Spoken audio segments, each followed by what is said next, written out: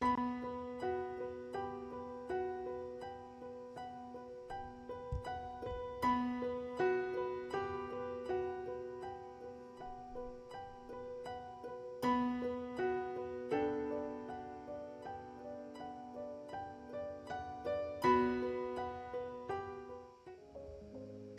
everyone, I'm Uriah Heep. Welcome to this edition of the Great American Novel Series, brought to you by the Author's Matrix.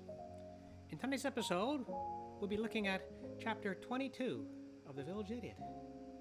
It appears that Dr. Higgins is back from his scurrilous, furtive trip to Crumbly Village, and he'd be stirring up more trouble for poor Nigel. Well, let's see what happens. So, without any further ado, Chapter 22 of The Village Idiot. Chapter 22.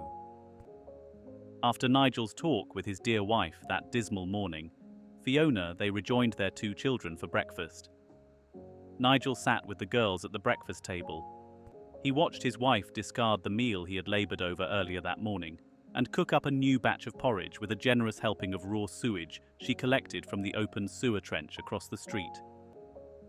Iona and Morag smiled broadly as their mum placed their steaming bowls of porridge topped with the fecal matter before them. Fiona believed her talk with Nigel outside their flat had, once and for all, ended her husband's bizarre interest in the nature of water. The 2 of them had stood together and observed the world set before them moments earlier, but saw it so differently that one would have assumed they were perfect strangers, or perhaps each inhabited another world unknown to the other. Nigel watched 2 lovely children down the toxic sludge set before them and winced.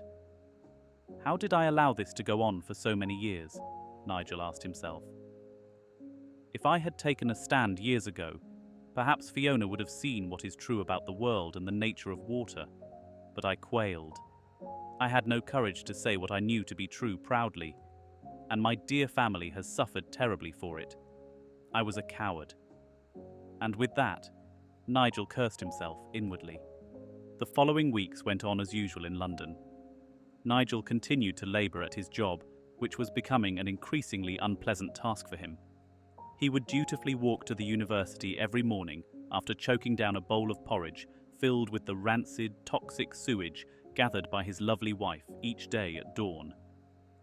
He was becoming increasingly desperate, and the effects of the raw sewage he was consuming, increasingly more significant amounts, had a decidedly deleterious effect on his health. His colleagues noticed this decline, and while most of them privately worried for him, Dr. Higgins revelled in it. The sore on the back of Nigel's head had become more pronounced. He had it lanced regularly, but he knew all too well that the intervention by the doctor only delayed the inevitable. His walk to and from the university became more laboured. His gait became uneven and slowed considerably. He was yielding to something that would ruin his life, and likely take it before too long, and he felt there was nothing he could do to stop it. Meanwhile, his colleague, Dr. Higgins, grew frustrated that he could find nothing in Nigel's past that would derail his academic career. His ill-advised foray to the village of Crumbly yielded not a drop of gossip, and he felt it was a waste of his valuable time. As he entered his office on an atypical morning in London, where the sun unexpectedly appeared, he found a large, plain envelope, devoid of any descriptive markings, sitting atop his desk. It was almost unnoticed by him, as his ample desk was covered with an array of other papers, packages, and sundry piles of refuse that the envelope in question did not curry favour with one's eye. This was not here last evening, Dr. Higgins said to himself as he picked up the envelope. The only markings on the outside were his name, scribbled hastily by someone who wished not to reveal his identity, and so small that it had gone unnoticed until he had picked it up and scrutinized both sides more closely. After plumbing his ample body in his chair, Dr. Higgins held the envelope and examined it closely. This examination yielded no further information as to its sender or its contents.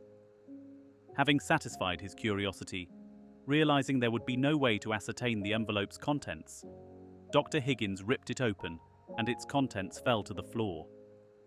Lying there, Face up was a copy of the Crumbly Village Times dated some dozen years in the past, with a headline announcing "The Village Idiot," under a photograph of a youthful Nigel Crumbly that demanded the reader's attention. Beneath that striking headline of an article prominently displayed on the front page was a sterling photograph of a youthful Nigel Crumbly looking dismayed and disheartened, much to the professor's delight. Nearly unable to tear his attention away from the photograph of his nemesis, Dr. Higgins almost missed the subheading written just below the title, which read, "Why Amateurs Should Not Dabble in the Sciences." Sir Cornelius Bartleby, the former distinguished editor of the Crumbly Village Times, penned the article. While Dr. Higgins did not waste his time reading such a publication, he was familiar with this editor. He recalled that Sir Bartleby previously wrote for the Times of London after his career at the Crumbly Village Times ended some half-dozen years ago amid some undisclosed scandal. Upon careful review of the article, Dr. Higgins became more animated, and the excitement he felt with this gift from the heavens, left on his desk by some unknown Good Samaritan. He could barely contain his glee with each paragraph he read.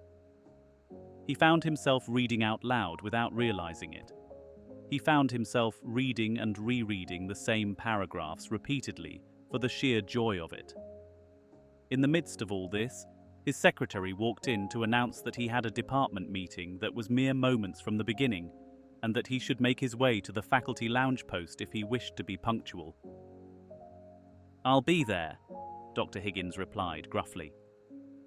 He did not wish to be disturbed in his moment of joy, and with a wave of his hand, his secretary closed the door behind her, which was the most pleasing activity of the morning for her. After completing the entire article, he now had full knowledge of his colleague's past, hidden life. He had never felt such joy at the expense of another in his life. Although being pleased with the discomfort of others was, as he deemed, his natural state, Dr. Higgins had never felt such a personal victory as he felt this morning in this mess that Nigel Crumbly had just fallen into as a result of his coming into the possession of this article. The faculty room was bursting with the science professors that morning. It was not unusual for many of them to dismiss the edict to gather with their colleagues to hear Nigel announce the week's news for the science department, and many thought it a waste of their valuable time. Dr. Higgins, however, had never looked forward to such a meeting before in his professional life, with greater anticipation than this one. His outright glee regarding the mysterious package left by his guardian angel upon his desk last night elated him to the point that he scarcely recalled the feeling of the floor beneath his feet as he walked down the long hall to the faculty gathering room. Upon entering, he glanced at Nigel as he shuffled his notes, editing them even as the professors took their seats. "We have a great deal to cover this morning," Nigel shouted above the din, hoping the professors would settle in their seats without an admonition from himself. While it took a few moments, they yielded, and Nigel began the meeting. "It is with a heart filled with gratitude and sadness that I am responsible for announcing that our dean of this great university passed quietly in the night into the sacred bosom of his ancestors." The hush that had fallen over the professors broke up, and many sidebar conversations and tears came from those moved by the news. The university's dean had been a beloved figure, save Dr. Higgins' opinion. That dean chose to elevate Nigel to his position over Dr. Higgins, and he hated him for it. "This only adds to my position," Dr. Higgins thought to himself as he forced himself to evince the sadness that had not gathered in his heart upon hearing of the dean's death. He hugged his fellow professors, one by one, ensuring he missed no one except for Nigel Crumbly. This was purely a political move by Dr. Higgins, as he knew well that he would need the support of most of his colleagues were he to successfully force Nigel from his position and take over as chair. If Dr. Higgins was guilty of the 7 deadly sins, the 8th sin, strategy, corrupted his soul. As distasteful as this exercise was to him, he glorified the exercise and fooled almost every one of his fellow professors with his grief. Nigel continued his announcement, giving little details about the cause of the dean's death. Nigel knew the Dean consumed copious amounts of raw sewage in his lifetime, and that amount only increased with age. Although only in his 5th decade, the Dean looked like a man 20 years his senior. Nigel would meet with the Dean in his office and watch in horror as he downed his tea, filled to the brim with fecal matter, and followed up with gagging and vomiting. And this was all natural, Nigel would think to himself. He dared not bring up any objections to the Dean as he watched him waste away due to the massive consumption of raw sewage. After these meetings with the Dean, Nigel would walk to his office wondering why he did not have the courage of his convictions and allow those around him to waste away before his eyes. The Dean was now gone, and Nigel somehow knew he would face more significant challenges in his career. He knew Dr. Higgins hated him, but he did not know he possessed the knowledge to end his career. Having expressed his grief to those gathered around him, Dr. Higgins sat smugly in his seat, awaiting Nigel's words. Nigel resumed the faculty meeting, touching on pressing issues of the day, while the members present maintained their subdued attitude given the news they had just absorbed about their beloved Dean. On the other hand, Dr. Higgins enjoyed the meeting immensely, given the position it left him in the university hierarchy with the untimely demise of the Dean.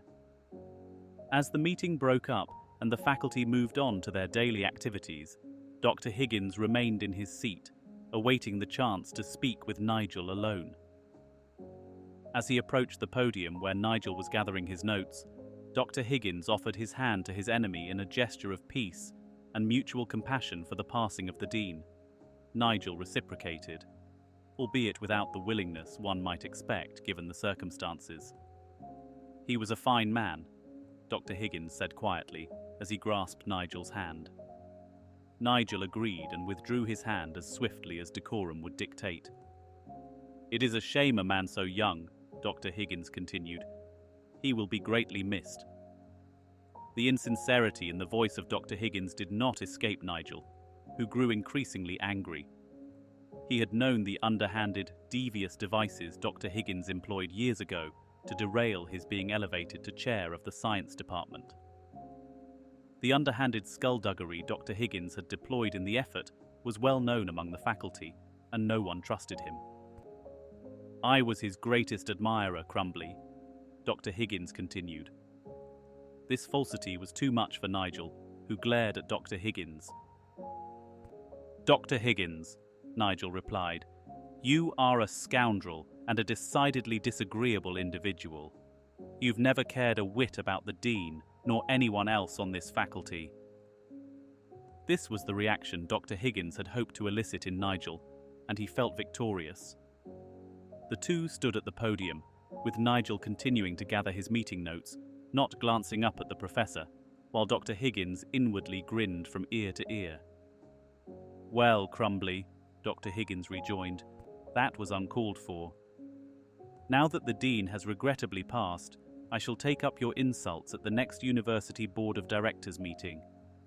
Consider your tenure as chair of the science department a temporary stay in your downward spiraling career." With that outburst, Dr. Higgins wished Nigel a good day and left the hall, chuckling as he exited. "I really didn't think pushing that dullard aside would be easy, but he has made it so." It was not the insult that Dr. Higgins felt was his ace. Instead, Nigel's past would be exposed at the Board of Directors meeting, ending his academic career. A career, Dr. Higgins now believed that there was ample evidence in his hands, that it was built on scientific heresy and deceit. Dr. Higgins never felt happier and more satisfied with himself in his life. He celebrated by eating an entire tray of fecal-laced crumpets that he had ordered his secretary to gather for him immediately upon his return to his office. Nigel, however, was woefully ignorant of Dr. Higgins's possession of that copy of the Crumbly Village Times that had the power to derail his career. This was a decided disadvantage for Nigel and Dr. Higgins intended to use this ignorance to his full advantage. True to his word, Dr. Higgins did complain to the Board of Directors regarding Nigel's slanderous attack on him. The board, distasteful, had no choice but to take up the charge and investigate it thoroughly. After their investigation had concluded, the board was obligated to call a general meeting and invite the two professors to testify and present their cases to them and the entire science faculty. The evening before the public meeting, Nigel confessed to Fiona that, indeed, Dr. Higgins's charge was with merit. "I spoke to him harshly, my love." After their evening meal, Nigel began, and the girls were put to bed. "I was out of sorts upon learning of the passing of our dean, and I said things to him that were true, but were clearly out of line for a chair of the science department." Fiona listened intently, but said nothing. She hated Dr. Higgins and wished her husband had been harsher with him, but she dared not reveal those inner thoughts to him now. Nigel continued attempting to explain his behaviour that day, but was interrupted by Fiona, who could no longer contain her disgust. "This Dr. Higgins is a miserable individual, Nigel," she began, and this time could no longer hold back her utter contempt for such a man. "He has been the bane of your existence ever since you set foot on that university. I am sure the board will consider the ill will he exudes. He is universally hated among the faculty, Nigel. You have said so yourself." The soothing words of his wife calmed Nigel down, and he readily agreed that the ill will Dr. Higgins had for everyone at the university would play to his favour in front of the board of directors. "It shall pass," Nigel proclaimed confidently. "This will all be over soon enough." Following the passing of a few weeks, the day the board of directors was to meet dawned, and Nigel hurried about the flat and used the excuse he was late to avoid having to eat the breakfast prepared by his loving wife. He could not stomach facing the board of directors filled with raw sewage consumed that morning. He arrived at the university having walked the same for years, but seeing the wretched souls that populated his beloved city of London struck him more than usual. He felt devastated and forlorn looking into the eyes of those he passed. The vacancy and despair he witnessed in the masses, as he watched them scoop up the raw sewage from the trenches that lined every street in London, made him more ill than the actual consumption of that sewage he had avoided that morning. The room was filled as the board of directors entered, evincing the occasion's solemnity and bringing silence among the gathered. As per custom, Nigel sat in the first row with Dr. Higgins. The two did not greet each other as usual. Instead, both kept their eyes on the directors as they took their respective seats one by one. "The meeting will come to order," the interim dean bellowed, despite all being quiet. "The matter before this distinguished board is whether disciplinary action must be taken against the science department chair, Dr. Nigel Crumbly, seated before us. The board has taken testimony from Dr. Crumbly and Dr. Higgins, who brought the accusation forward." The interim dean was stern and had graced the University of London for nearly 4 decades in various capacities during his tenure. He was now in his late 60s, hunched over with open sores and boils spread about his face and hands. His teeth, or those that remained, were fatally rotted. His hand that held the imperial gavel was blackened, and witnesses noticed the lack of 2 fingers. As Nigel watched the dean open the proceedings, he could not help but see the decrepit figure before him, who had obviously consumed such large amounts of raw sewage over the decades that he was merely a shell of his youthful self. Of the entire board of directors that would sit in judgment of him that morning, no one among them failed to surpass the interim dean when it came to the deleterious effects of a lifetime consumption of raw sewage. The interim dean read the charges and called for a censure vote against Nigel. After that announcement, Dr. Higgins was furious. He had expected a much harsher punishment than a mere censure. As he fumed, he thought, "If this is all the board of directors plan to punish Crumbly with, then I will be forced to object." And object Dr. Higgins did with much fanfare and drama. He asked if he could address the entire science department gathered in that hall. "This is quite irregular, Dr. Higgins," the interim dean replied to the request. "The distinguished board of directors has rendered its judgment in your favour. Why would you need to address our faculty?" Dr. Higgins was standing by this time, clearing his throat most vigorously, and with a gravitas that increased his importance among the gathered. "I have a matter of the utmost importance in relation to Dr. Crumbly that goes far beyond anything this esteemed board of directors has been privy to before this meeting. It is of the utmost urgency that the full board and faculty hear this without wasting a precious second." The faculty was buzzing with anticipation, and murmurs were heard throughout the room. The board of directors seemed flummoxed by such an irregular request, and Nigel remained silent and unaffected throughout the speech delivered by his nemesis. The interim dean sought order by pounding his gavel with a rigour not yet seen at this university, and the room quickly returned to a respectful silence. "May I address the room?"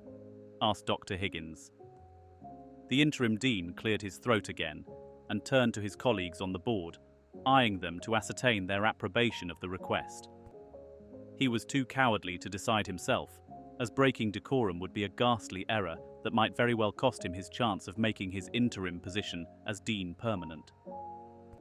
Each member of the board of directors seemed to allow the break in protocol, thus relieving the interim dean of having to decide on his own, and he assented to Dr. Higgins' request with a gentle nod of his head, followed by an even more delicate tap of his gavel. "I offer my most humble thanks and gratitude, sir," was the response of Dr. Higgins to the dean's approval to continue. Nigel was perplexed, wondering what the most hated man at this university could wish to say now. He had already had his Pyrrhic victory over him. What else could he want? Nigel felt the damage Dr. Higgins had done to his reputation among the faculty was far greater than the censure he suffered from the board of directors. All despised Dr. Higgins, and although the board of directors had followed the university's rules by rebuking him, Nigel knew that everyone envied him for the verbal dashing he had given Dr. Higgins once and for all. It was a victory for Nigel, and everyone in the room knew it.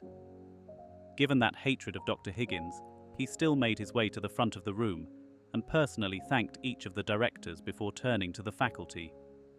At this time, everyone in the room noticed what they had failed to notice as Dr. Higgins shook the board of directors' collective hands. He was carrying a large, brown envelope held tightly against his left breast. The room revived its earlier buzz upon this unexpected revelation, and sidebar conversations began filling it. By this time, the interim dean felt it necessary to restore the decorum he sought to bring about once again, by banging his gavel more sternly than before, and the order he craved was thus restored. Dr. Higgins cleared his throat and paused for effect. The room was now his. He felt this would be his finest moment. Without a word, he opened the envelope and pulled out a yellowed, crusty newspaper that all gathered recognized as such. Of course, no one in the room save Dr. Higgins had any idea what would transpire, the least of which was Nigel. However, once Dr. Higgins turned over the newspaper to reveal its banner, he saw the Crumbly Village Times writ large across its front page and turned ashen grey. Instantly, he recognized his hometown paper in the hands of his mortal enemy. The discoloured front page indicated to Nigel that it was not a recent edition but one quite old, adding more mystery to the entire occasion. Dr. Higgins gently let the front page be fully exposed, and the article about Nigel and the science symposium was exposed for all the faculty to see. Those members sitting in the back of the room could scarcely read the headline of the article in question. Still, the gasps of those seated in the front rows were enough to recognize the young Nigel Crumbly's grainy photograph and the defamatory headline above it. Nigel turned white, his face flushed, seemingly devoid of all blood, and he found himself unable to breathe. Dr. Higgins held the front page up high over his crusty, sore-laden head for all the room to see. The initial gasps heard from the front of the room upon the unfurling of the newspaper gave way to furious, hushed conversations that filled the entire room. The board of directors sitting at their table could not see the newspaper's front page displayed by Dr. Higgins. They strived to look at what was stirring up the faculty before them. Dr. Higgins, playing the moment for all it's worth, spun around and laid the accusing tabloid on the table in front of the interim dean, who some say was present that awful day, rolled his eyes up in his head and lost consciousness for the briefest moment, a charge he denied to his dying day. "Esteemed faculty members," Dr. Higgins began, "we have in our midst who holds the most prestigious science chair in all the world, a charlatan, a heretic, a fraud to all that we hold dear and true about the science we all cherish with our very souls. Dr. Nigel Crumbly and I refer to him as Doctor. Most begrudgingly, he has been aligned with a cultist for many years. This newspaper from his village warned the entire world about him over a decade ago. He has fooled every one of us in this room." By this time in his speech, the faculty gathered were shocked. Dr. Higgins skillfully played to that fact and continued. Dr. Crumbly embraced an absurd pseudo-science that declared the very consumption of the raw sewage water that sustains our very lives to be ill-advised. He embraced this idea born from a whose cult following represents the greatest threat to our civilized society. And it is this madman, dubbed the village idiot, that our very own Dr. Crumbly aligned himself with, thus disgracing the university of his youth. This is the evidence I put forth for all the world to see. With that statement, Dr. Higgins took up the paper again and held it up for all the faculty to see, then flung it onto the table, where the esteemed board of directors sat in shock at his revelation. "I bear witness to this savage attack on our university." So, Dr. Higgins plays the proverbial nuclear option here on poor Nigel, right in front of the faculty. Is it possible Nigel can recover from this? This onslaught? We don't know. Maybe we'll find out in the next chapter. So that concludes this edition of the Great American Novel Series. We will see you next time. Until then, goodbye, good luck, and keep it lit.